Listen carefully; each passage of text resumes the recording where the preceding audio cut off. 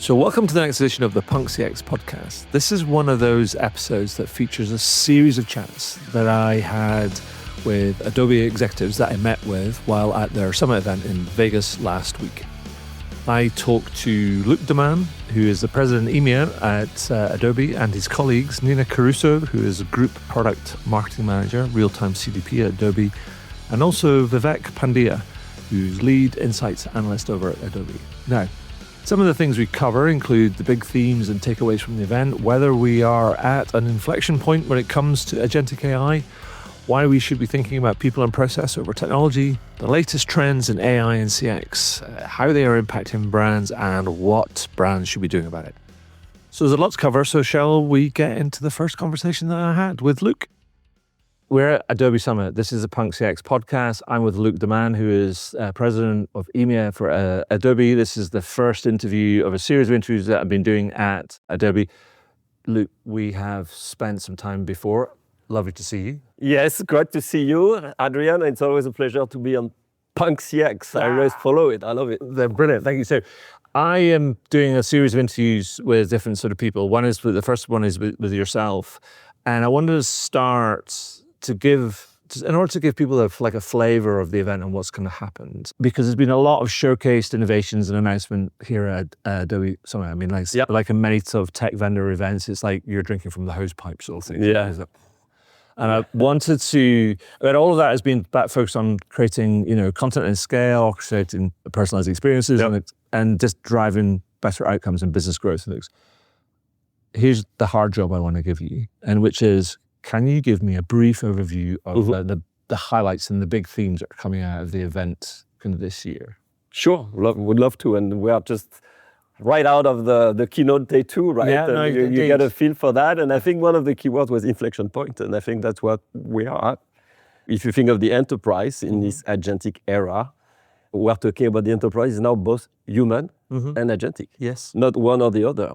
So for brands, it's a challenge. It's an opportunity and a challenge, but you have to take that into account. So some of the big themes attached to that are that first, we think of the agents as now executing on behalf of human, but we see humans doing more of the strategy and the value-added work. So I think that's an exciting side of it that personally I want really to foster with our customers. There are a couple of themes that come attached to that as well. It creates a challenge in terms of brand visibility, right? The LLMs are the front door. Yeah. It shows that staying relevant for both agents and humans in that context is a challenge for a lot of the brands. So that's really a theme that's top of mind for all of our customers here. And if you think of where they are, it's a challenge because the research showed that 80% of brands today have very poor visibility into the AI world. So that's one. The other one I think that is striking this year is also the creativity control. Shantanu talked about that with Jensen from NVIDIA yesterday. I loved how Jensen typified that, where he talked about purpose and task. Yes. And is the idea about, purpose is about freeing up, if you can automate as much of the hard or gritty kind of or the mundane kind of work, or even the changes that you can do, where there's you're overseeing kind of changes that get done, but that allows you to free up time to be more focused on your purpose, which he was talking about. It's in this sense is creativity and then service to your customers. I think that's when he typified it that way. I thought that was a really great way. And that's really compelling with what we see. I think a lot of if you're a marketer, you spend a lot of your time on mundane tasks. So this agentic era opens the opportunity for you to spend 80% on strategizing. If you're a creator, you're going to be able to spend much more time on the storytelling side of things. So I find that pretty exciting, but in a context where we know that everyone has to cope with an explosion of content to create.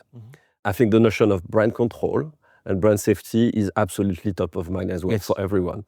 And there is a bit of all those agents, how do we keep that? And I think right now that's the big opportunity for us as well. Coming with that ability to make sure speed is one thing and content velocity has been a big focus when we talk about content supply chain and the automation of that process. But in the end, you got to make sure that you do that respecting the brand guidelines and the safety attached to that. So I think that's one of the big themes. And in that context, that means everyone we talk to, especially we have an executive forum with the C-suite, is how do we move now from experimentation of AI into really what does it take to execute at scale. And right now that's where CXO and customer experience orchestration comes into play. Yeah. You had to have, in this world, if you want to still exist as a brand and be relevant, you have to be able to orchestrate your customer experience across all the dimension, data, content, customer journeys for the whole life cycle of the customer, right? From detection all the way to the loyalty side of the house. And the release of, the big news is CX Enterprise that we have revealed, which is the evolution of Experience Cloud in that agentic era. And this is such a powerful solution that is end-to-end agentic, enabling brands to create outstanding content experiences for both humans and agents at scale, while maintaining that brand safety and those brand guardrails that are so important for all the brands today. So this is, I think, a major innovation in the market that a lot of customers have been either waiting for or discovering, like there is a real wow effect. And if you look at what's coming with that, I'm personally excited about really two things. You think of customer experience orchestration, there are three pillars to have in mind. One is content supply chain, which I just mentioned. We have announced within that pillar brand intelligence, which is that you have to think of that as an AI bodyguard, pretty much guardian of your brand. It's interesting because on that, was it John Geiselman from Comcast Xfinity was on the stage? Xfinity, exactly. He was on the stage and he was talking about, as a CMO, he cannot cope with. He's a bottleneck in terms of kind of like the sort of like signing things off or making sure that it's compliant. But he talked about, well, I know about the things I see, right? But I worry about the things I don't see. And that's the sort of the brand intelligence is almost like the sentry, almost a quality controller that's always on. But also more importantly, it's kind of interesting. It's not just about brand guidelines. Like I can't remember, your colleague was explaining it on the stage. It's about not just about the codified stuff, but it's about the uncodified stuff, about these micro decisions and little kind of approvals and all these other kind of things. It's a continuous learning process as well, which enable them to take actions as well and create campaigns as well, which will guarantee you the peace of mind that they are on brand. So that really resonates, and we saw it with concrete example of executives saying, that's a bottleneck. And we know so content supply chain, and we see that in Europe, is also extremely it's a very tangible applicability of AI with, efficiency in the process, ROI that is there. But it's not just about the content velocity, it's about that ability to maintain that. So we feel like this is absolutely spot on.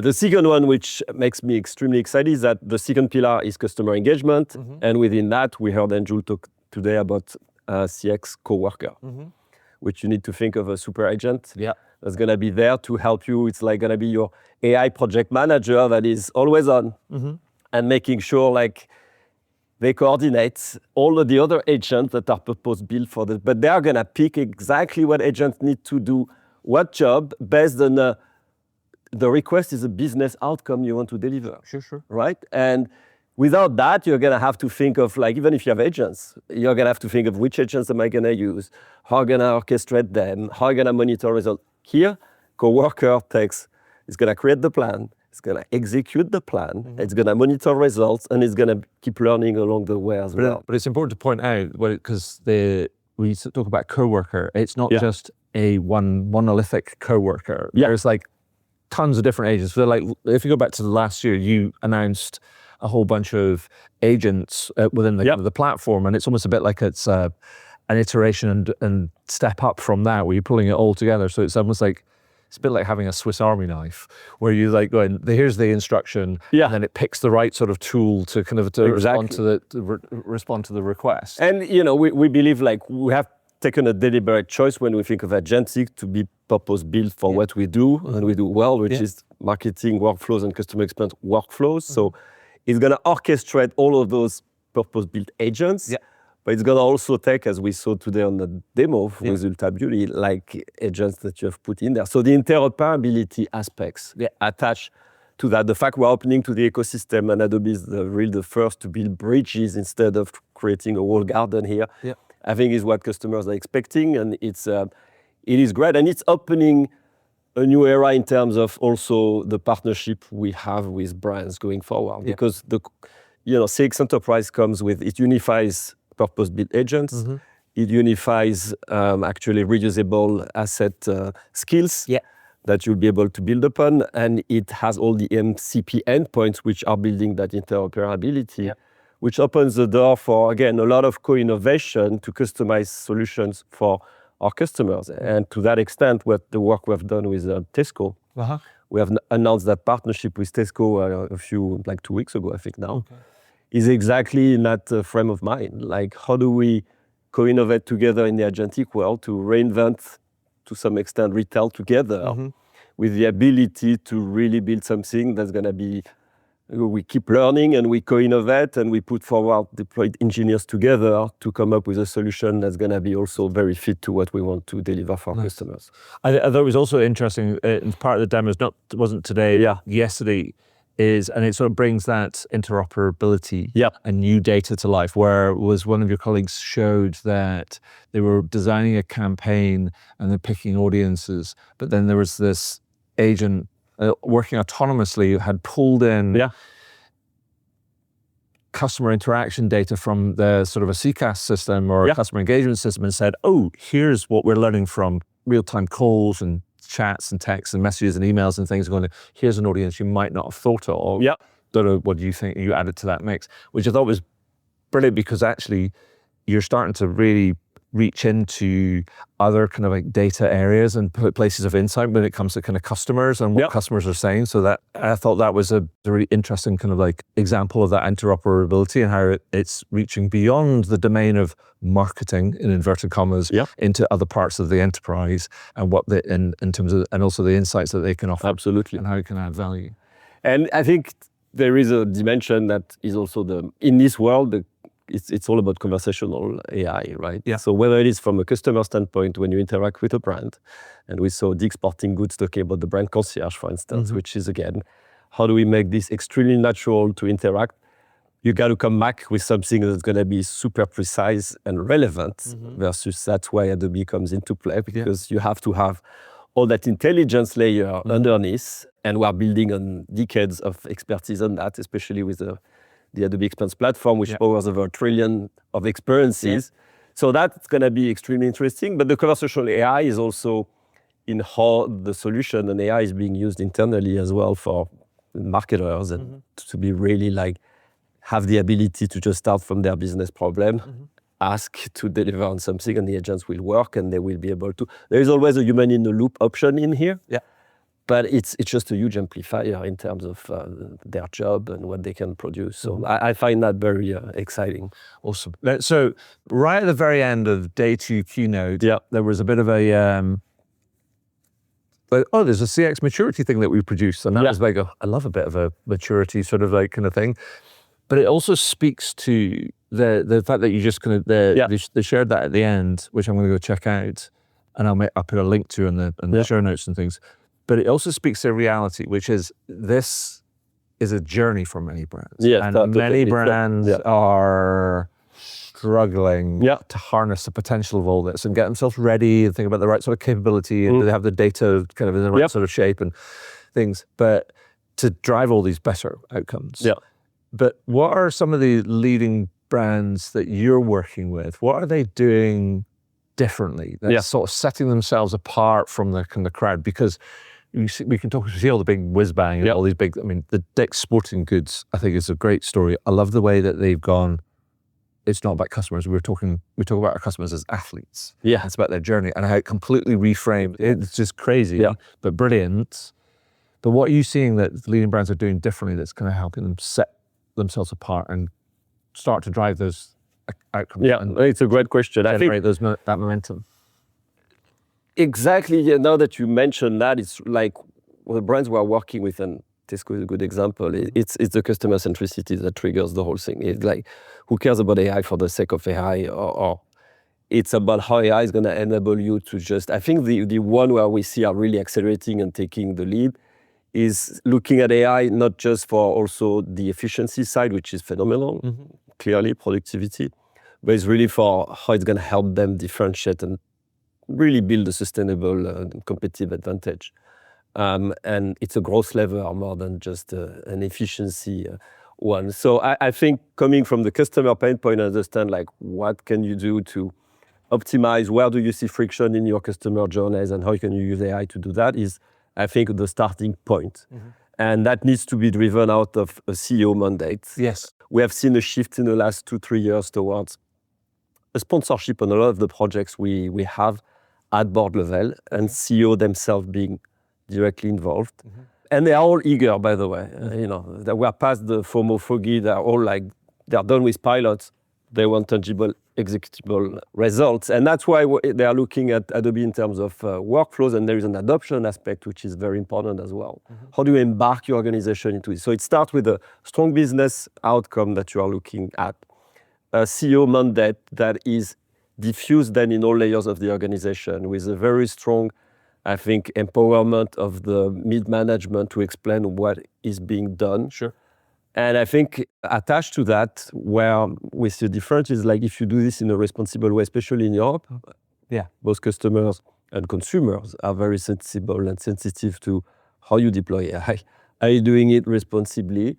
So I think the one who do this right are doing and making sure, to your point earlier, that they have the right layer in place in terms of trust, which is absolute foundation, and data as well. Like make sure like the data is going to be the contextualization that makes AI relevant. And in the end, that's where I think we make that difference, like versus generic and general AI. It's you got to scale, and that's the opportunity of personalization has been a long promise for a lot of brands. Right now, AI gives that scale effect, that velocity effect, but it doesn't do anything if you're not coming with the relevance and the precision that is required to humanize the relationship with millions of consumers, right? So I think those brands who have really realized that they need to focus their efforts on that, which means they need to build on the expertise like players like Adobe know and live and breathe, like through those, again, content, data, and agentic AI, but with the ability to orchestrate those experiences across the whole spectrum are the ones that are going to win for the long term. I think that makes sense, and it echoes and mirrors a lot of things that I've seen, hearing. I mean, I was speaking to, you might know him, Lawrence Buchanan at EY Studio. And he was saying that they're talking about you have to amalgamate your sort of like front office, which means kind of almost like merge sales, marketing, and service together. Because actually, if you're all talking to the customer, you need to be talking to the customer together and understand what everybody's saying. He says, but having that vision and then the alignment at the top, and then sometimes that requires the banging of heads together to make sure everybody's focused in the right direction and incentives are aligned and so on and so forth. So then it all cascades down. And that's probably the hard part as well. Like what do you do with a human being? Beyond the tech is there, but you're going to have to think of the change management. How do you probably pivot your organization from being functions towards outcome-based customer centricity, and so that the team works seamlessly together, and empower your people to just leverage AI to really like be in some way entrepreneurs doing much more and having that ability to leverage the capability there. So it's an exciting time, but it's you're spot on. It's a bit in a big job. I mean, so I wanted to come back a little bit on something that you said about, you mentioned the difference in sort of like in Europe, and I wanted to ask you about, we're here in Las Vegas. I mean, what are you seeing or observing in terms of the differences between markets? I mean, the US is like driving a lot of the conversation with this, but then Europe has its own differences around legislation and priorities and things. What are the key differences you're seeing kind of in Europe right now? So first of all, here we're proud to have a lot of European customers on stage as well, and we had Costa Crociere winning an Experience Maker Award yesterday. They were very happy with that. TSB is doing a phenomenal job as well, so we're glad to have them represented. But I think in Europe, first of all, we have amazing brands. We have amazing and world-class marketing talents. There is a bit more cautious in how you deploy AI. So I see that actually as an opportunity given our positioning. But it's true, like in Europe, there is going to be a bit more appetite to look at data sovereignty. The brand control aspect is probably even taken to the next level. And the responsible AI aspect of things is also creating some caution with some of the customers who are like maybe doing this with initially a proof of value and before deploying at scale. And it's fine with us. I mean, our job is to adjust to, we have a modular approach. Yeah. If the journey is going to be done step by step while building the right, on top of the tech change management, we're happy to adapt to that. But let's make no mistake about that. We see a huge acceleration with European brands in going really big in implementing a blueprint, which there is a time to market that is top of mind. And that's why I just mentioned Tesco as, again, this is a global blueprint now in terms of how you think of retail. So I'm keen. I think we're building a blueprint for what responsible AI looks like, but we're trying to exactly be the partner of choice in that context because we have approached responsible AI from day one. It's part of our DNA. Yeah. You know us very well. So, we've launched the content authenticity initiatives years before Gen AI. We have content credentials. So it's really genuine and we do that in an amazing way. But then all that control layer on the brand that is part of the solution is resonating and making us more differentiated than ever, especially in Europe. Yeah. And then you have, within Europe, it's not a monolithic market. You have 27 countries or something? Yes, we operate in over 20 countries. I see UK and Nordics probably as really at the top of the innovation curve. Spain to a certain extent as well. But yes, this is Germany is coming up as well with, I think once the foundation is in place, there's going to be a huge hockey stick as well. So we are very proud to have Europe being a big growth engine as well in the context. Excellent. With, again, that blueprint for how do you develop that very responsibly. Awesome.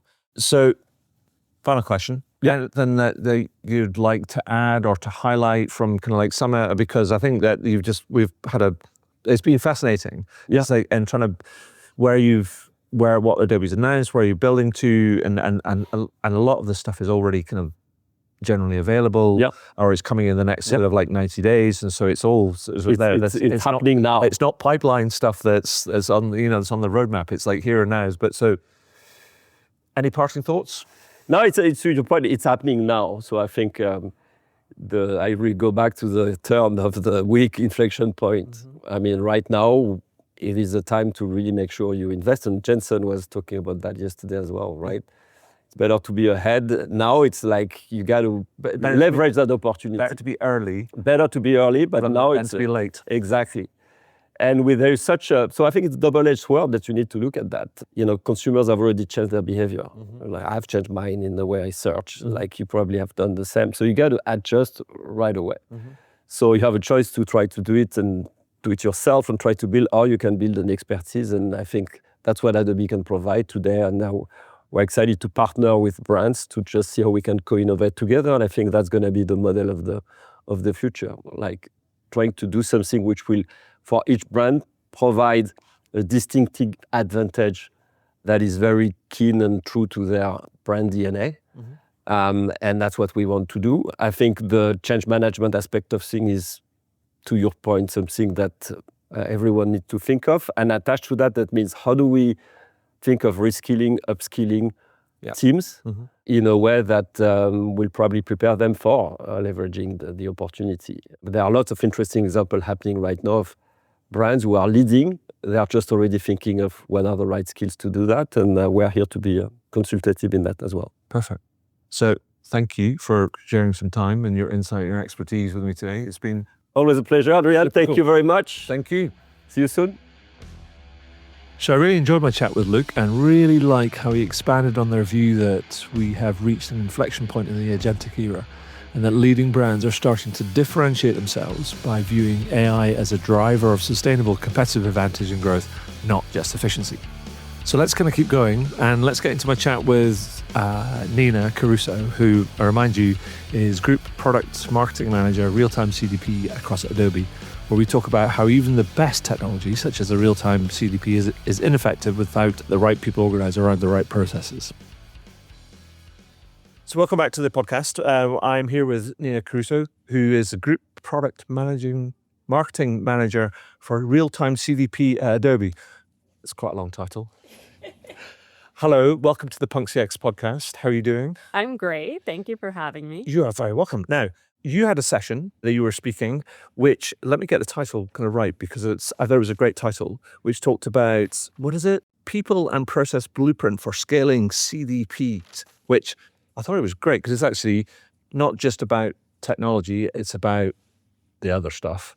Can you give me a bit of a highlight or some of the headlines of what you were talking about in your session? Because you're talking kind of not just on your own, but you're talking with, I think it's Adam Wilson from Air Miles as well. Exactly. Yep. So, all ears. Tell me what you were talking about. Absolutely. So what we covered in our session is the critical importance, first of all, of customer data platforms in this era of AI, of helping organizations to create a really solid data foundation to be able to both bring in new types of data, like unstructured data, use it for real-time workflows, use it to intelligently activate in this new era that we find ourselves in, to be able to use data with agents in agentic channels. Okay.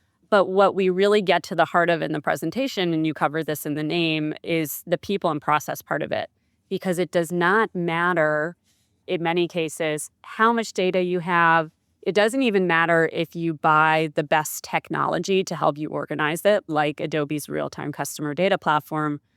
It's making sure that you have the right people organized in the right way to take advantage of it. Sure. If you don't kind of spend the time on creating that people and process, it's almost like buying, in some cases, a Lamborghini or some And not knowing how to drive it. Yeah. Some car that you leave in the garage, or you don't even know how to turn on, or, how to drive it the way that you want, if you're not spending the time to figure out the processes and the workflows to be able to use it really well. And so I know that in the session, you talked about you were advocating more for a center of excellence sort of approach. Is that right? So we actually, during our session, we demystify that a bit and say, for some organizations, a center of excellence approach can work really well, particularly if you are a large organization, if you're multinational, if you're using a CDP across multiple lines of business. What Adam from Air Miles talked about is that really formal centers of excellence don't work for all organizations, and in fact didn't work for Air Miles, as he covered.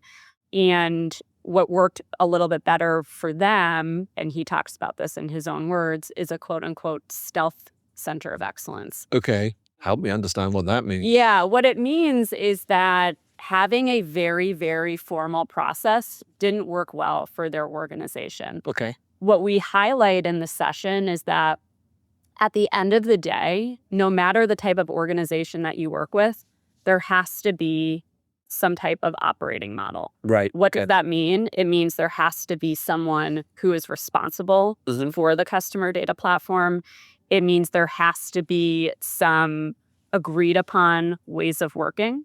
There should be an executive stakeholder that is helping with budget, but also to unblock any kind of organizational alignment feels like a thing that kind of comes up. Alignment is big, and also in terms of alignment is having a North Star, having some type of vision that everybody who's working in this organized group is rallying towards. I mean, I thank you for saying that, because that's something it's one of my drums I get out from time to time. Well, actually all the time is sort of bang it, and because I always think that it's all good having all these fancy tools and toys and all these different things, but if you don't have a clear idea of what you want to do and why and where you're going, and you don't have everybody aligned around that, then it doesn't really drop out in terms of what's needed by who and what and when in order to enable that. Because otherwise it just feels like everybody's doing their thing and it all feels a bit, and people wonder why, it all feels a bit messy. Yeah. And you're like going, it's not rocket science, as it were. No, yeah, these are really like pretty straightforward, obvious things, but it can be hard to get people on the same page and also just devote the kind of time to think through this. And I think that's one of the big things, it seems to me as well. I'd be interested to hear your perspective on that, because I think prior to this role, you also led a lot of these technical kind of implementations and things. Yeah. So you'll have been in the weeds and you've seen all these different things that oftentimes taking the time to understand different people's perspective and then achieve alignment and things can feel a lot like you're talking about it in many ways. And it sort of runs almost counterintuitive to the sort of this modern organizational operating kind of rhythm in many ways. People are like, oh no, we have to be going off and making things and doing things. Yeah. But it's time well spent. Yes. We make the argument that spending the time on this pays off. Right. Pays off in terms of efficiency gained, can help pay off in terms of getting to some of the more bottom line key performance indicators, or even just general return on investments of the technology. And Adam covered that in the session of how did they get to their goals? And in part, they were able to get there because they spent the time, creating a framework that worked for their organization.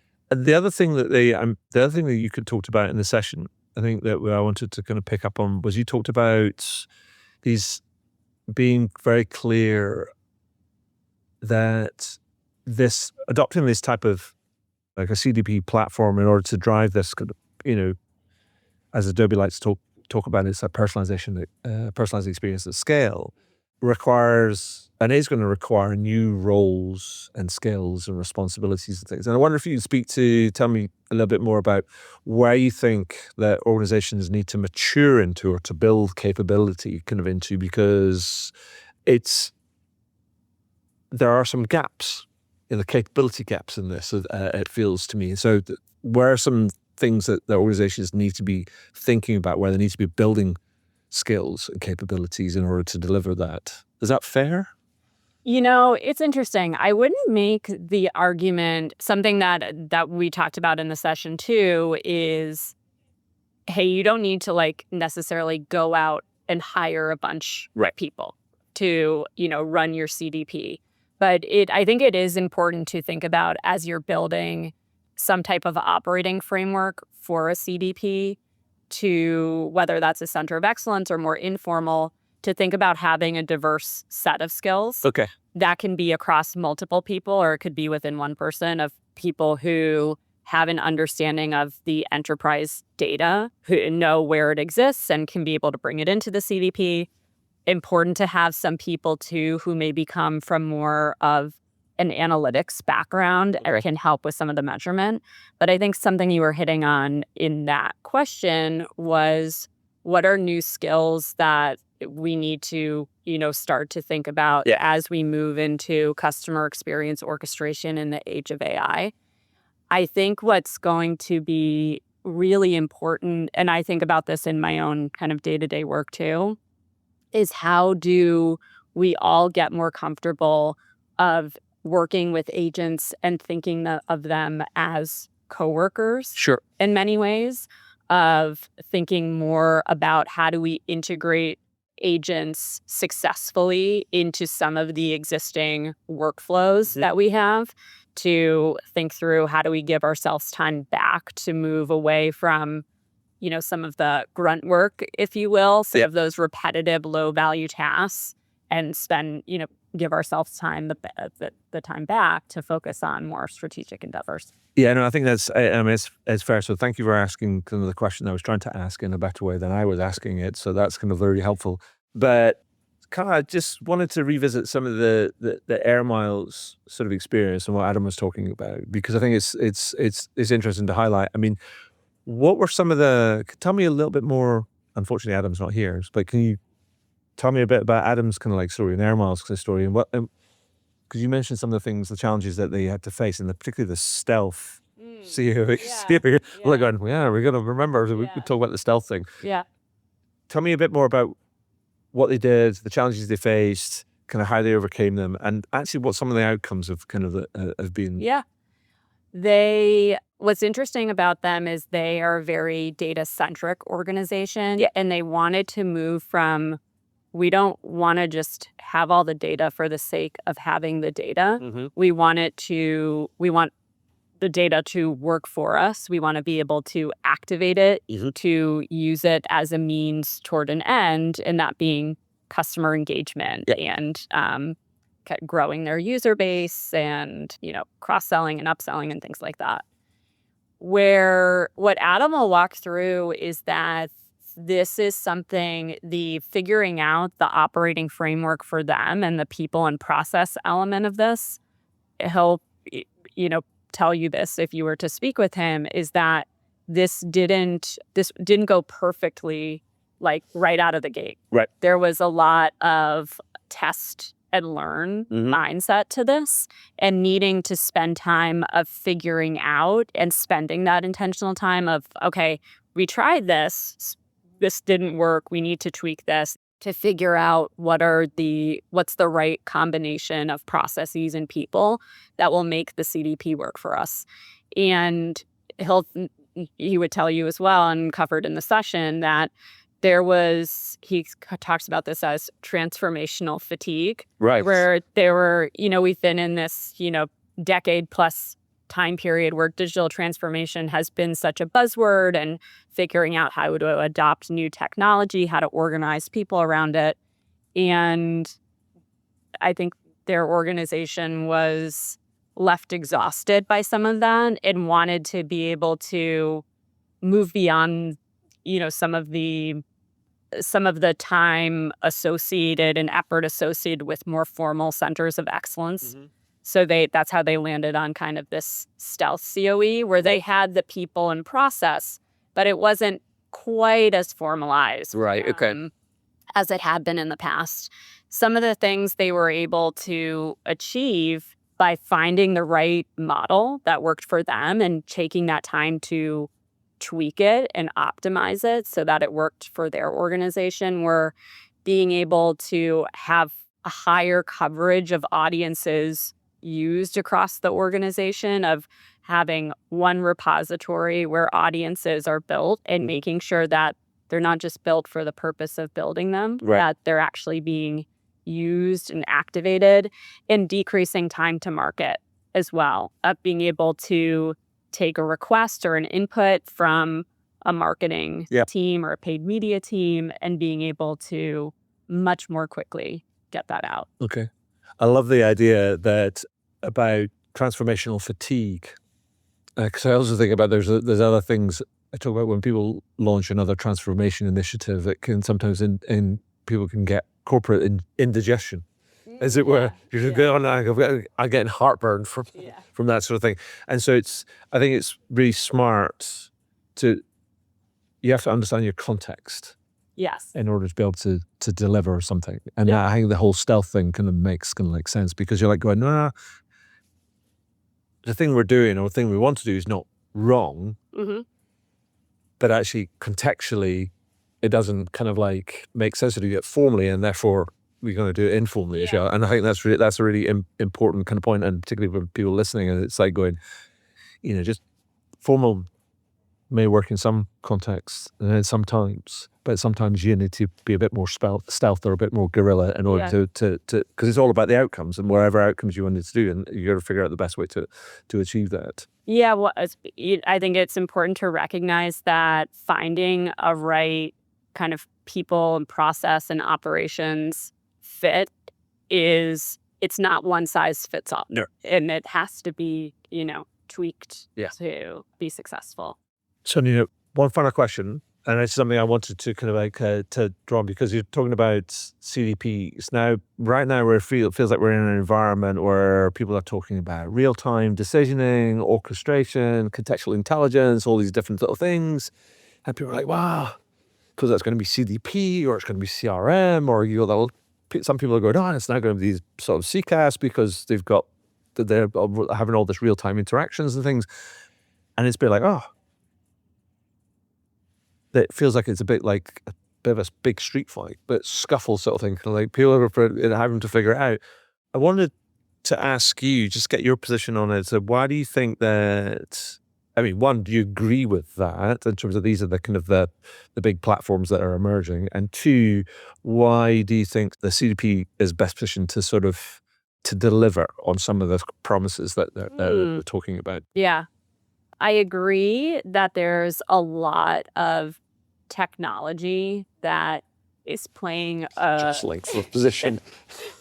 that there's some jostling that is going on now. It's my belief that in many cases, organizations are using multiple of those different players to get towards an overall, personalization at scale Right. and customer experience orchestration and the goals that they have for it. So, for example, with our customers of real-time CDP, it's very common to bring in CRM data, right? That they have an existing CRM, they're bringing it in a subset of that data into the CDP and then using it towards activation. Right. Where I think customer data platforms have such a critical role to play, like I mentioned at the top, is in creating this really powerful foundation of data for the purposes of activation. Right. And that being so critical now in this moment that we find ourselves in,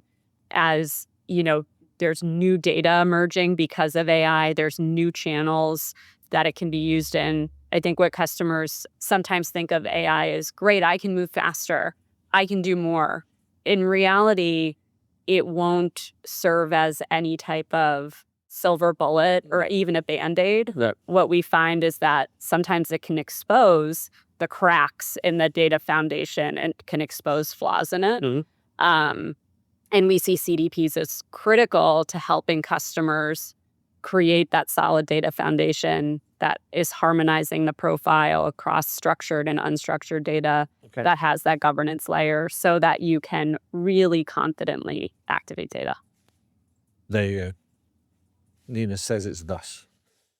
That's all I have for now, but I just want to say thank you. Congratulations on this session. Thank you for sharing some time and some of your expertise and your insight with me. That's been super cool. Thank you for having me. Appreciate it.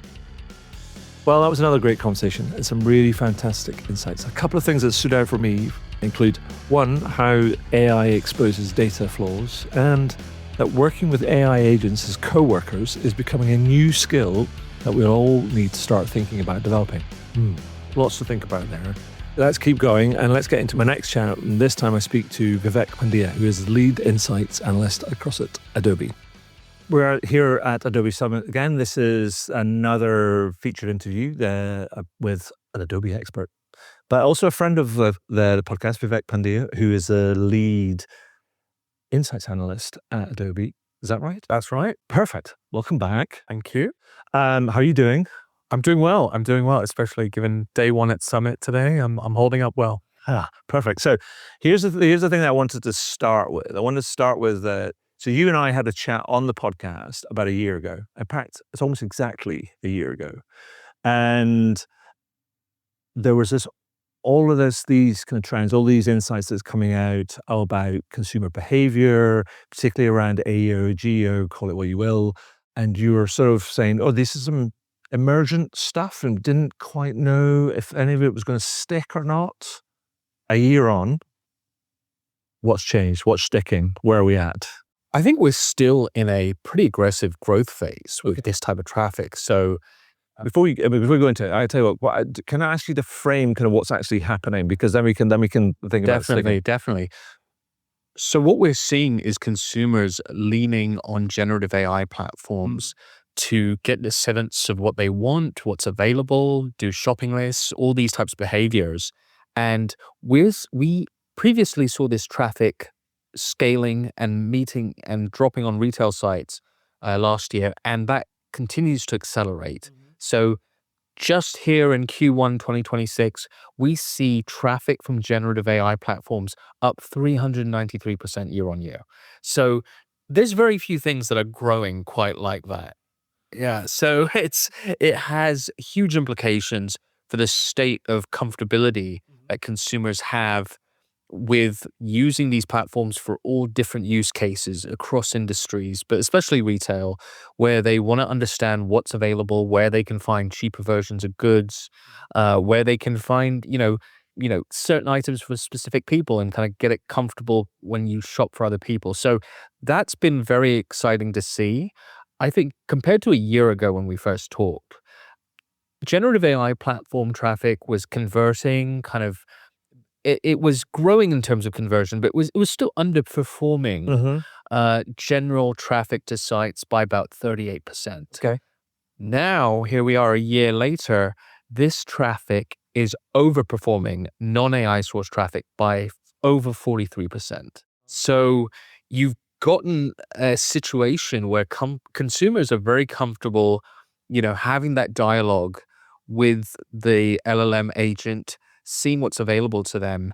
And now they're just very comfortable with that journey and buying on site. So it's gone from being sort of a kind of a cursory exploring pages, just a journey that consumers are, kind of testing and experimenting with, Right. to an everyday operationalized part of their life where they're leaning on these platforms for ideas. They're thinking about what's available. And ultimately, we're in a state now where about 40% of consumers are using AI in some level of their shopping journey. Okay. So this has huge implications for how brands think about, the sort of long-term trajectory of this.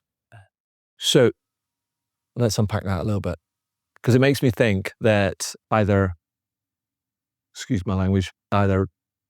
e-commerce websites are rubbish and it's hard to navigate, or consumers are lazy. And is it both things? I would say consumers are looking for ease and efficiency. Well, okay, right? that's a more pleasant way of putting it. It's really, if you look at what people are dealing with in the everyday world, there's a lot going on. And they want shopping to be very straightforward.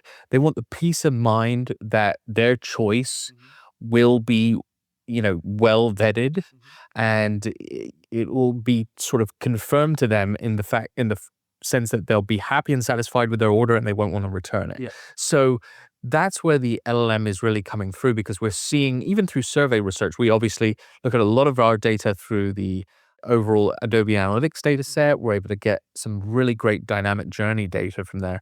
But we also do survey research, and we do see instances where consumers aren't returning as much if they go through this journey of, using AI through their shopping path. So it's very indicative of a consumer who has had to deal with, the everyday day-to-day purchasing in shops. And then you go on a website, there's a lot of, options. You might have things popping out at you. And the AI experience synthesizes all this and it distills it down.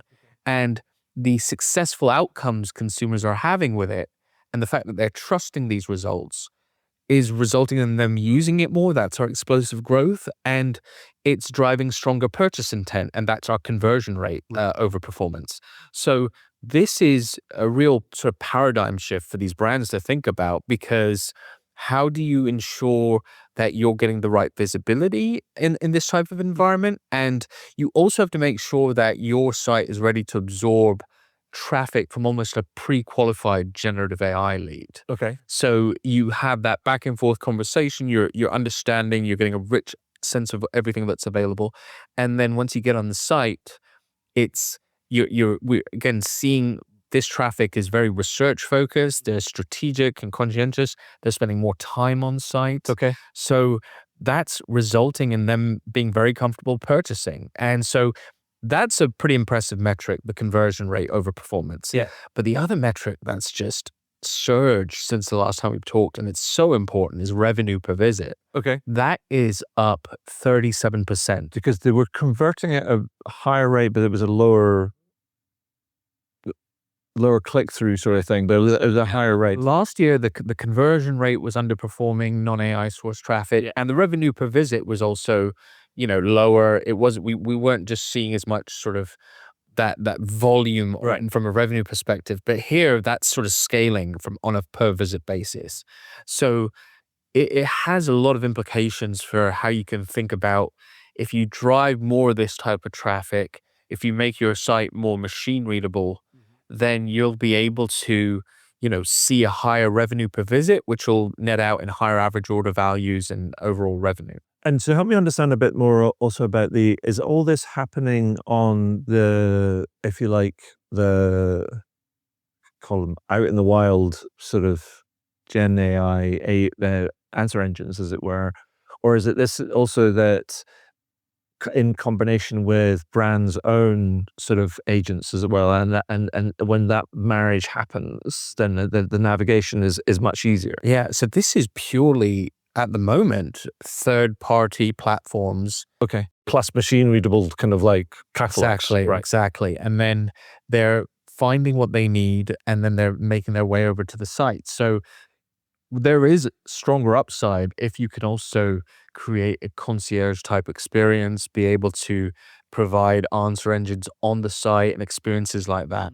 But what we're even able to tap into is just this natural tailwind that many of these brands and companies are going to be able to enjoy from traffic coming from these types of sources, because it's done a lot of the back and forth work, and it's really helped qualify your audience before they've even hit your site. So there's a lot to unpack there, and it's pretty wild to see these metrics surging this way. And we talked a year ago, this is only a 2-year span that we've seen this change. So if we've seen this much in 2 years, over the next 5 to 6 decades, it's only going to be, more impactful over time. Yeah.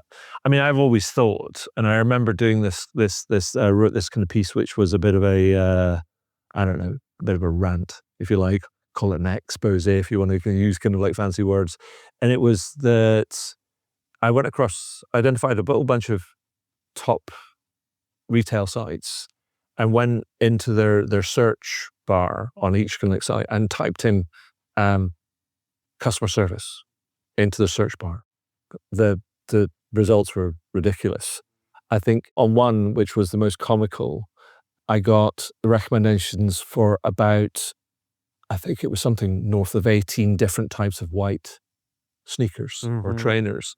And just it didn't quite and it felt like a real opportunity kind of miss. It almost felt like enterprise search was always a missed opportunity. But it feels like the generative AI search assistance, as it were, is starting to help kind of that sort of like stuff, and is really helping consumers, and the numbers are proving kind of that it's working. And to that point specifically, we looked at null search rates on-site search. Okay. And the null search rate is improving. So you're starting to see less incidences of users searching and then getting 0 results. Right. So you're having, again, consumers more aware of what they're looking for, what they want, but then you also have this search becoming AI-powered search on site. Right. So it's able to contextualize so much more. It's not just doing a very kind of exact match,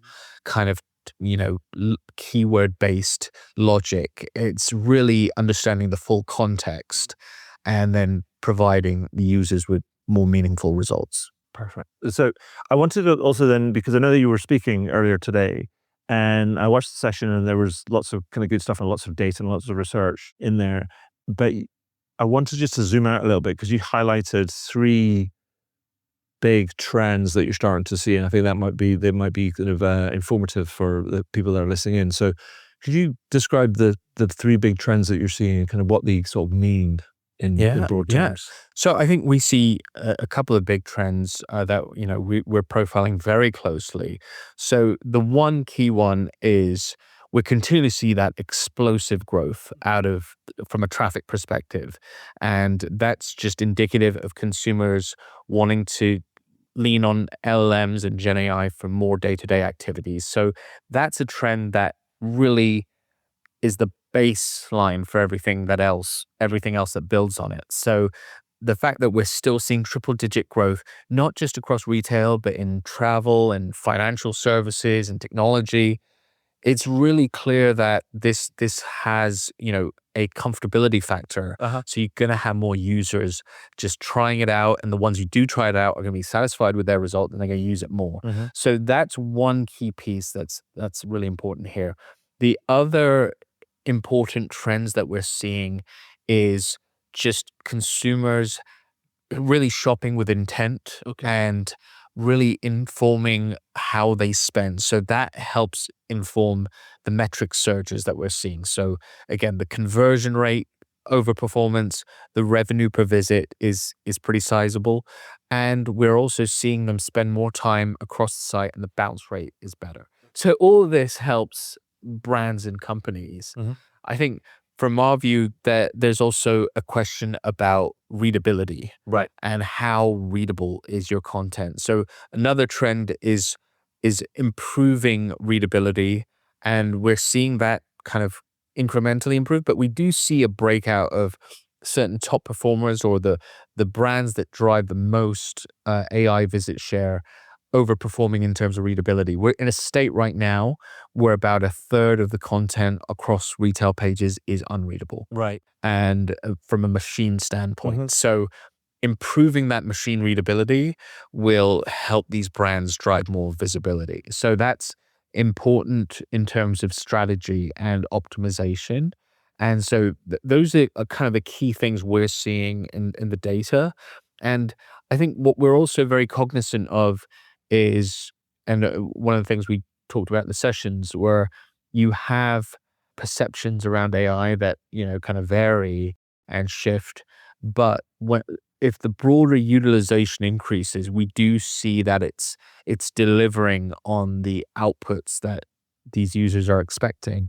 And so that's helping inform everything that we're seeing across the board. So let me ask you a question, because there's the thing that strikes me is that technology's always changed fast, and it's the pace of change is sort of accelerating. It has accelerated over the last kind of few years, but consumer behavior sometimes doesn't change as fast.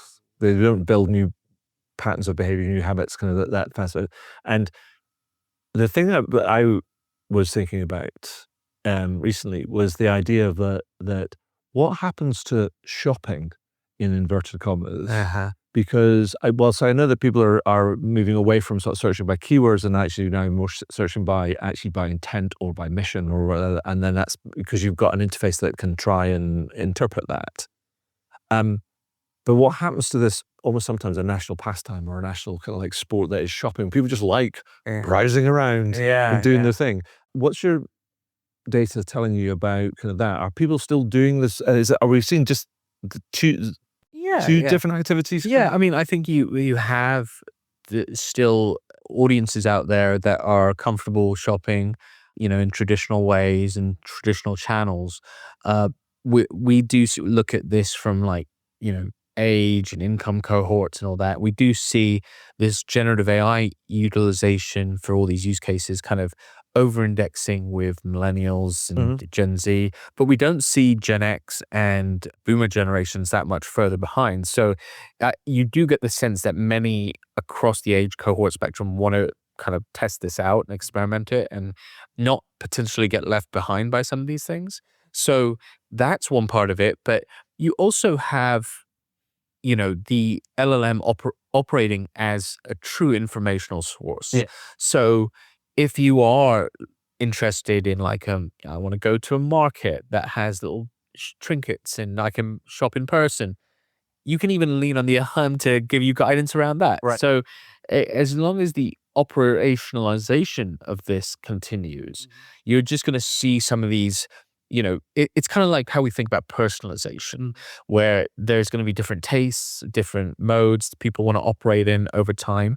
And it just becomes important for these brands to meet the customer where they are and adapt quickly so that they're not, flat-footed when consumer behaviors and trends shift. So we talked a lot about kind of what the research is showing, and also about what customers are doing, and how they're leaning on these new tools and what's happening. Here's another big question, because you talked about 1/3 of websites are not machine readable, as it were. Broad, big question. Are brands ready for this? And if not, how do they need to pull their socks up? So we do have, as I mentioned, top performers and underperformers. And so that varied, level of readability, can span across different enterprises. And you do see some brands leaning into leveraging LLM optimizer tools, trying to understand their readability and looking to optimize. And then you have an opportunity there across the board for brands to think about overall visibility strategy. So when you think about readability, you have to really think about structured content, structured text. You have to think about how to make this text very clear and machine readable so that the LLM has an expectation from the user to provide the right result as quickly as possible, right? And make it as correct as possible.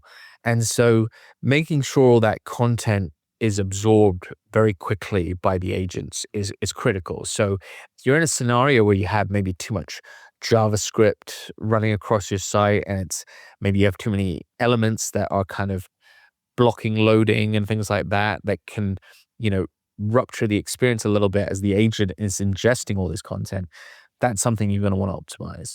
You're going to want to make sure that you're leaning on every surface to provide rich information back to the agent. So FAQ pages, help pages, store locator pages, this is all fair game to optimize.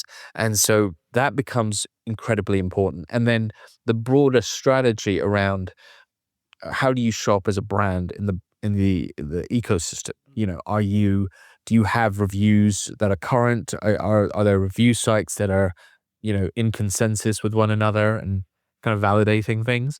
And are we also seeing that when you're showing up, it's all current? What's your social conversation looking like about your brand?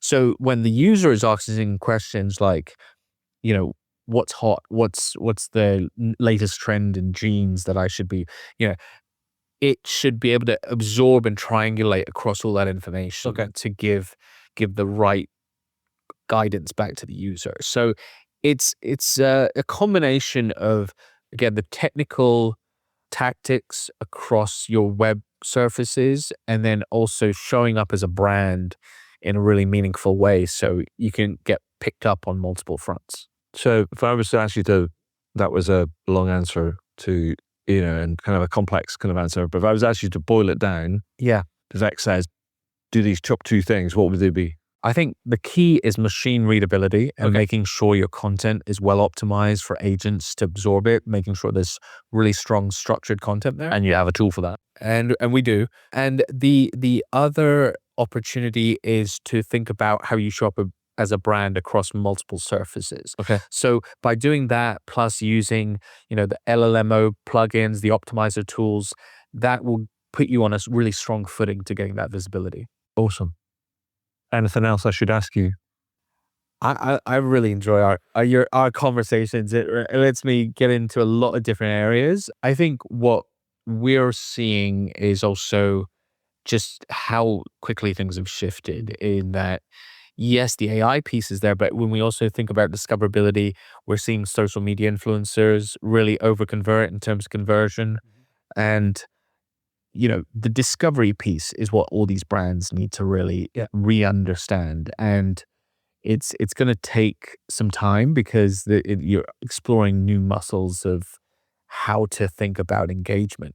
But in a world where your customer base is dealing with a lot of distractions, a lot of things vying for their eyeballs, the fact that there's so much potency in some of these areas, the AI, generative AI platforms, and then also social discovery with these influencers commanding these massive audiences and then providing them with additional discounts and things like that, all that becomes very important because these are relatively new engagement vectors. And so that's where the brands really need to hone in. Awesome. Thank you. Yeah, that's great. Always a pleasure. Wow, I really enjoyed my chat with Vivek. He always brings the research and data. Love a bit of research and data. But I particularly liked how he described how Gen AI traffic is highly qualified and now high value. It's a whole new world out there. But before I start musing on that, let's bring things to a close. So I really hope that you enjoyed the series of conversations that I had whilst at Adobe's Summit event last week in Las Vegas. And I give you a flavor of some of the things that are being talked about and give you lots to think about, and you learned a lot too. But thanks again, and do tune in again. Thank you.